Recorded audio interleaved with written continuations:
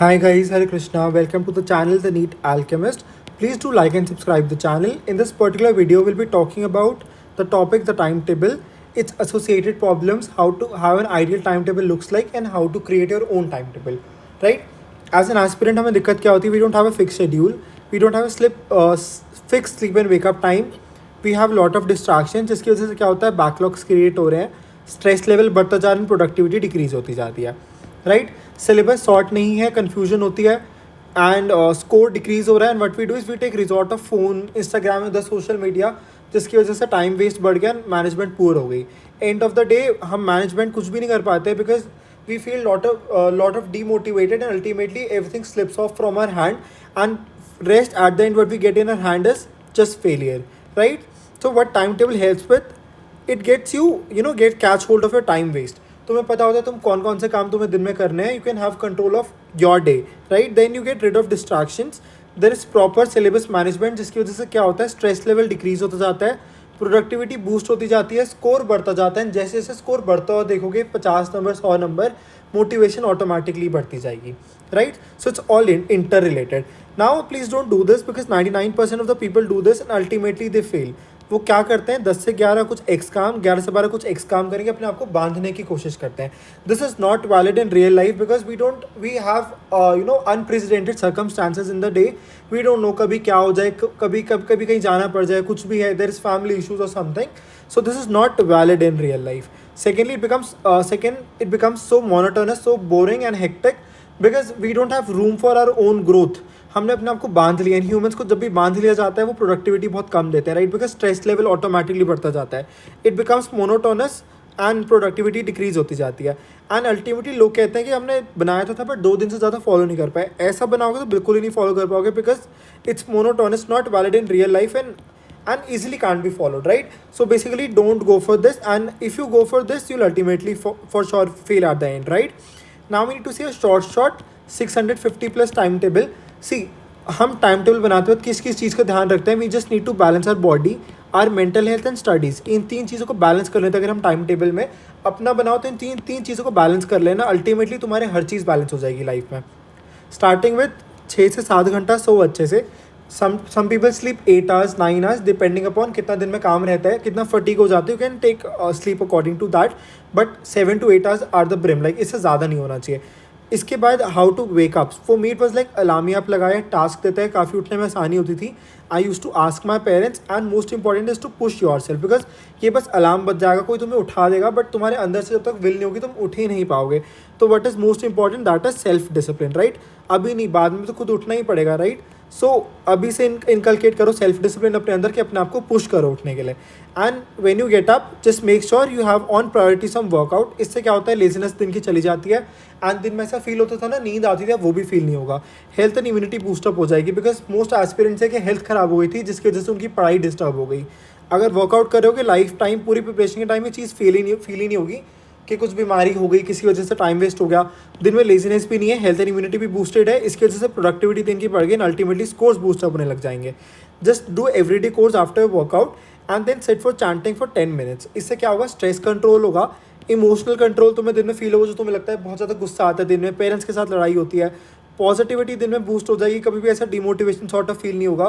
Focus boost हो जाएगा because when your chanting ना, जैसे एग्जाम्पल लेता हूँ, राधा नाम बोल रहे हो, राधा राधा तुमने मन में बोला, तुमने मन में राधा राधा लिखा, उसकी वजह से तुम एक नाम पे फोकस कर रहे हो, जिसकी वजह से तुम्हारा फोकस बढ़ रहा है. अगर ऐसे करोगे एवरी डे तो तुम्हारे आसपास जब शोर भी होगा ना, you can focus on your work nicely because तुम्हें आदत है वो फोकस करने की, वो मेडिटेट करने की. Right, and finally there is shield of God in the day. You will feel around a shield of positivity around you. And खुद भी सोचो, जब बहता हुआ पानी होता है उसके अंदर नीचे नहीं दिखता, but when there is clear water we can see what's there at the bottom. Right, so when we have a clean consciousness, a clear consciousness, we take best decisions and get best out of us. Right, and after your workout, after your daily course and then you're done with chanting, just see your daily targets, rewire your brain. It will help you कि तुम्हें दिन में क्या करना है, वो reprogram कर देगा तुम्हारे मन को, तुम्हारे ब्रेन को रीप्रोग्राम कर देगा. राइट, सबसे पहले पिछले दिन का कुछ भी पुराना बचा हुआ काम है तो उसे कवर करो. Otherwise take up and start with a very boring and a difficult topic. उससे क्या होगा, सुबह सुबह मोटिवेशन होती है, डिफिकल्ट बोरिंग टॉपिक सुबह सुबह ही खत्म हो जाएगा, दिन में क्या रहेगी, एनर्जी मेंटेन रहेगी, मोटिवेशन मेंटेन रहेगी, एंड क्या होगा, हमारे टारगेट्स कंप्लीट हो जाएंगे, because most of the peoples है कि उनके टारगेट्स जिनके कंप्लीट नहीं होते, दिस इज जस्ट बिकॉज वो ईजी चीज़ के साथ स्टार्ट करते हैं, बायो के साथ स्टार्ट करते हैं, अल्टीमेटली लास्ट में जब फिजिक्स बचती है उन्हें नींद आना शुरू हो जाती है, because end of the day we get tired and difficult topics को end of the day like handle करने सो डिफिकल्ट, राइट। सो उनके उसकी वजह से उनके टारगेट्स कंप्लीट नहीं होते थे। सो हम यहाँ पर प्रॉब्लम्स भी देख रहे हैं, हम पहले करते हैं हमें क्या करना चाहिए, फिर उसकी एसोसिएटेड प्रॉब्लम्स एंड किस चीज़ का वो सोल्यूशन है, राइट। एंड अब देखो मिडिल ऑफ द डे हमने स्टार्टिंग करी, बिल्कुल हमें मॉर्निंग हैबिट्स क्या होनी चाहिए, then we are getting on to the middle of the day where we are starting with the targets, getting on to the middle of the day हम snacking करते हैं दिन में बिकॉज ब्रेक्स लेंगे, so please avoid tea coffee, avoid chewing gum, instead तुम क्या कर सकते हो, have dry fruits, have fruits, nuts खाओ, फ्रूट्स खाओ, प्लीज़ पैक्ड फूड को अवॉइड करो एंड कुछ हेल्थी हैबिट्स अपनाओ, जैसे कि meals of the day don't take them too much heavy, ऐसे बहुत ज़्यादा मत खाओ, बिकॉज उसकी वजह से होता क्या है, उसमें एनर्जीज आती है and you feel sort of sleepy and lazy. And देखो पूरा दिन पढ़ने का काम है, just to make sure your health is good, just have standing study for 30 minutes of the day, खड़े होकर पढ़ो, कुछ रीडिंग करो, खड़े होकर करो, दैट्स फाइन। एंड प्लीज़ बीच में हैबिट डालो 4 से 5 बॉटल पानी पीने की, because it will help you get rid of toxins from the body. And while you take breaks, ये तो हमने स्नैकिंग के बारे में बात करी, and now when you are taking breaks please avoid listening to songs, avoid watching social media and insta, क्योंकि उसकी वजह से होता है कि दिमाग में वही चीज़ें चलती रहती है, फोकस क्या होता है, डिक्रीज़ होता है, हमारे डिस्ट्रैक्शंस बढ़ जाती हैं, एंड अल्टीमेटली फिर प्रोडक्टिविटी हमें कम फील होती है, right. So please avoid songs and social media in between your breaks, instead तुम क्या कर सकते हो, have some family time, because parents के साथ कुछ डिस्कस करी, फिर बहन के साथ जाके बैठे तो स्ट्रेस लेवल कम हुआ, और जब पढ़ने बैठे तो और अच्छा फील होगा तुम्हें।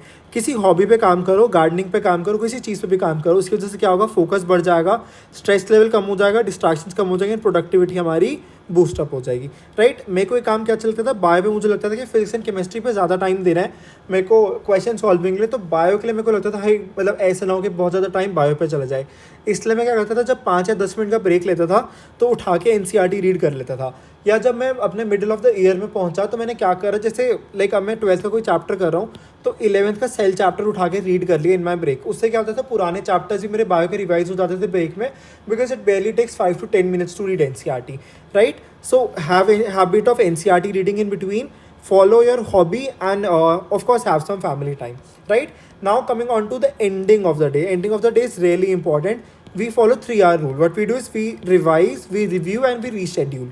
What we revise, active recalling करते हैं, जितना भी दिन में गया था। एक्टिव रिकॉलिंग का मीनिंग क्या होता है, जब मन में अपने आप खुद सोचा, खुद को सीक्वेंसेस बनाई कि दिन में क्या क्या करा था, लाइक फिजिक्स में चैप्टर करा, कौन कौन से उसमें फॉर्मूलाज थे, इन डेप्थ सोचा, एंड मैंने कैसे कैसे करा था उसके बारे में सोचा, क्या क्या पढ़ा था वो मैंने सोचा।